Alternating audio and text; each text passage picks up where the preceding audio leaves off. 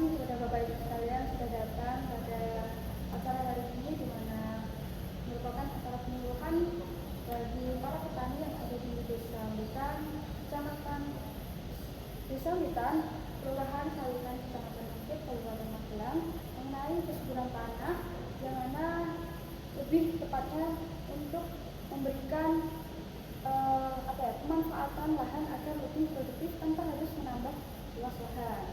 Nah, saya mau tahu nih, Bapak Ibu sekalian, saya menggunakan alamat, apakah Bapak Ibu sekalian tahu saya dari mana? Nggak tahu ya, saya nggak tahu. Oke, katanya tak kenal maka tak sayang kan Bapak Ibu sekalian. Nah, saya mau memperkenalkan diri terlebih dahulu. Saya dari Universitas Anissa, mahasiswa Universitas Pembangunan Nasional Veteran Jakarta, dari Fakultas Pertanian, lebih tepatnya berarti ilmu tanah.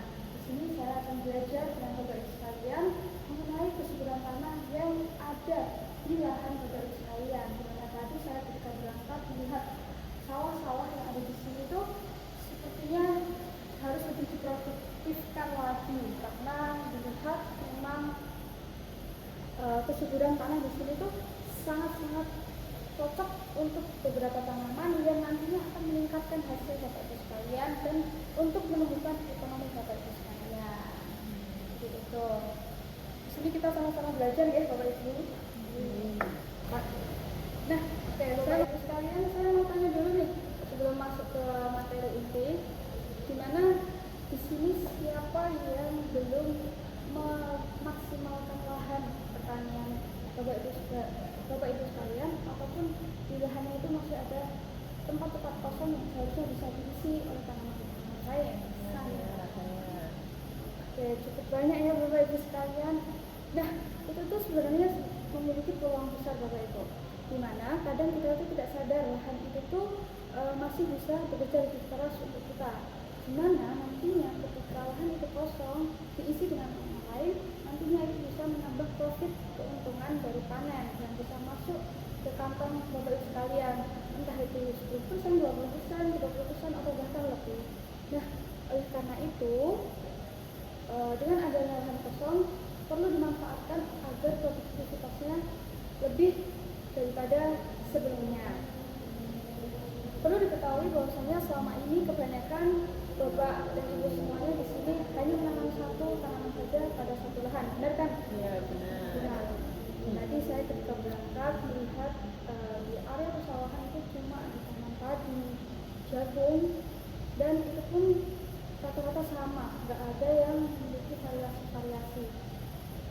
Oleh karena itu perlu adanya inovasi baru yang perlu Bapak Ibu lakukan, yaitu dengan adanya tumpang sari.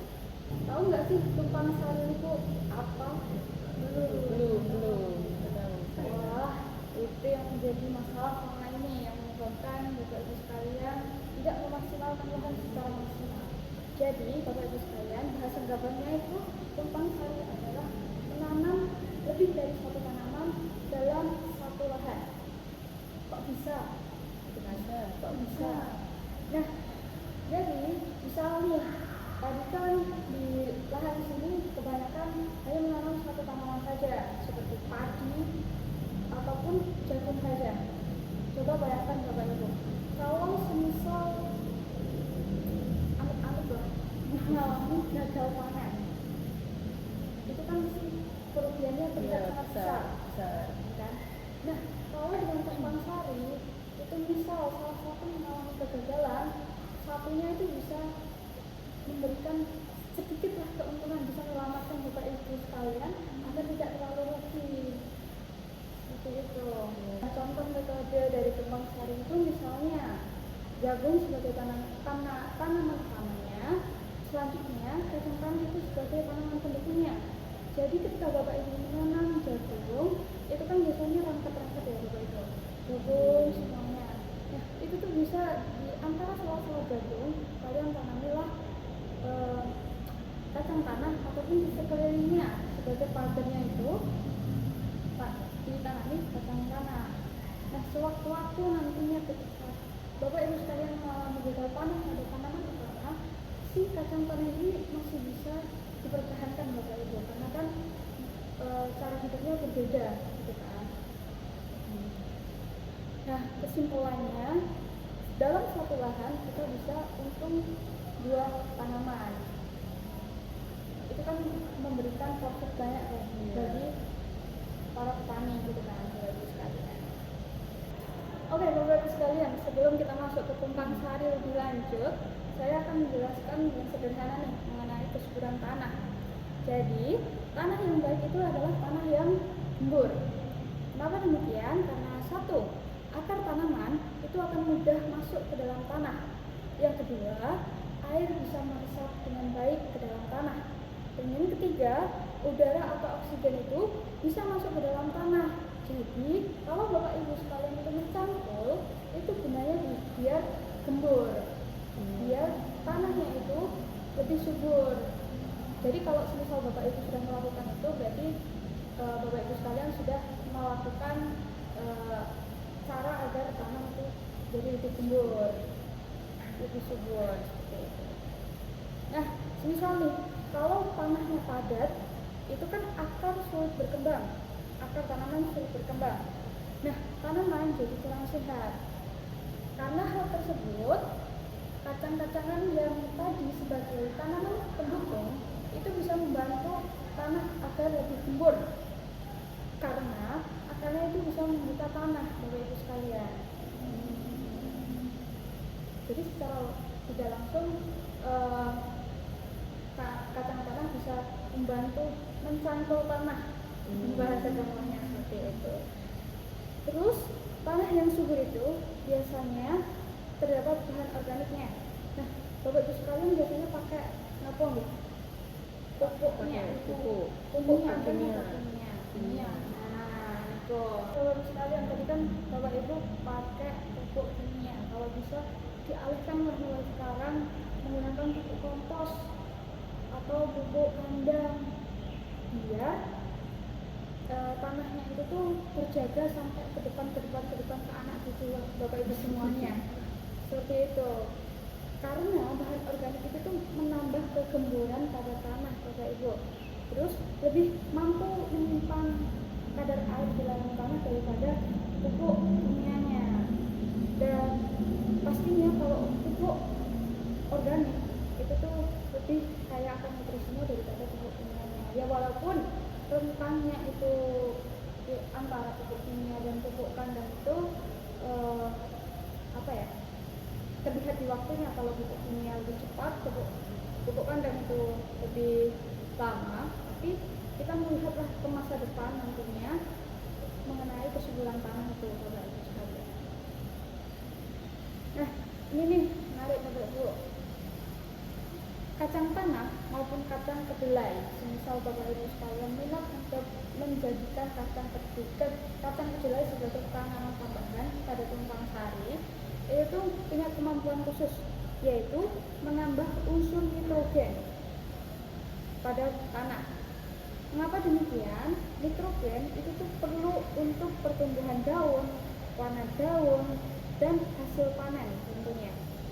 Jadi kalau kita tanam kacang di sela-sela jagung, nantinya jagung itu akan tumbuh dan tanah menjadi lebih subur karena ada bantuan dari si kacang. Istilahnya kita menanam sambil memperbaiki tanah. Oke Bapak Ibu sekalian, sekarang saya akan memberikan ilustrasi lah, pakai gambar saja ya Bapak Ibu, biar mudah pahamnya. Kalau pakai video nanti bingung, ini tuh mana yang harus menjadi sorotan utamanya. Oke, misal nih Bapak Ibu kan dengan ini, misal jagung, gitu kan? Semuanya jagung di sini buat Bapak Ibu jalan di sawah-sawah. Ini jalan. Nah ini tanaman jagung. Nah di sini tuh masih ada lahan kosong Bapak Ibu sekalian. Ini masih kosong. Biasanya kalau saya lihat itu tuh malah ditanamin jagung lagi. Iya. Jadi jarak antara jagung itu tuh sangat amat terangkat. Nah itu tuh nantinya tidak baik untuk pertumbuhan jagung, karena kan saling nabrak satu sama lain kan Bapak Ibu kan, kadar tanahnya, nutrisinya di dalam tanah kan juga mungkin tidak mencukupi, dan nantinya hasilnya tidak sesuai dengan ekspektasi Bapak Ibu sekalian. Nah, untuk mencegah hal tersebut, makanya di sela-sela ini taruhlah kacang Bapak Ibu. Kacang tanah atau kacang kedelai. Mesti Bapak Ibu sekalian sudah punya lah bibit unggul dari kacang ataupun dari jagungnya sendiri. Nah, itu bisa diaplikasikan di situ ya Bapak Ibu semuanya. Nah, kalau sudah, nantinya itu kan Bapak Ibu nanamnya pada waktu yang bersamaan. Nantinya Bapak Ibu juga bisa panen secara bersamaan juga. Jadi nanti ketika panen, jadi hasilnya ada dua, yang mana dulunya cuma satu, sekarang ada dua. Peningkatan ekonominya jadi tambah kan Bapak Ibu sekalian. Jadi kalau bisa menanam dua, kenapa tidak?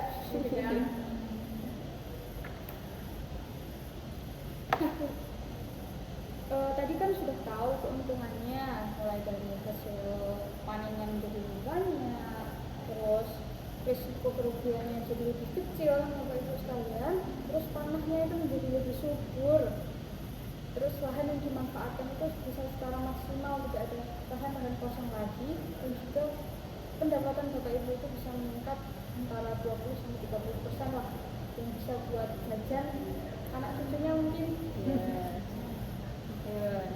Ya. Nah Bapak Ibu kan sudah tahu nih teorinya gimana, sudah tahu manfaatnya dari itu bagaimana. Nah saya di sini mau mengajak Bapak Ibu sekalian untuk mulai aja dulu di lahan kecil Bapak Ibu.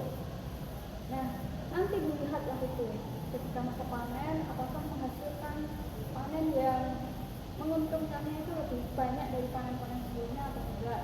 Misal iya, nantinya Bapak Ibu sekalian bisa aplikasikan tuh di lahan Bapak Ibu semua yang lebih besar. Nah, nantinya ketika sudah, nanti bisa lah itu Bapak Ibu sekalian pamerkan kepada saya hasilnya bagaimana, bagus atau tidak, keuntungannya bagaimana. Nanti biar saya informasikan kepada warga lain, petani-petani lain yang ada di desa lain, bahwasanya desa ini sudah berhasil melakukan tumpang sari pada masa panen mungkin di bulan depan atau di bulan-bulan lainnya. Nah, karena ini sudah mau mepet sholat ya Bapak Ibu sekalian, jadinya sesi sharing-sharing kali ini akan saya tutup, dimana nantinya ketika ada pertanyaan ataupun ada yang ingin Bapak Ibu sampaikan, nanti bisa WA saya aja. Nah, terima kasih Bapak Ibu sekalian. Maaf apabila saya dalam memberikan materi kurang maksimal ataupun banyak hal-hal perkataan yang tidak sengaja terucap. Saya mohon maaf sebesar-besarnya ya Bapak Ibu sekalian. Saya tutup. Wassalamualaikum warahmatullahi wabarakatuh. Waalaikumsalam warahmatullahi wabarakatuh.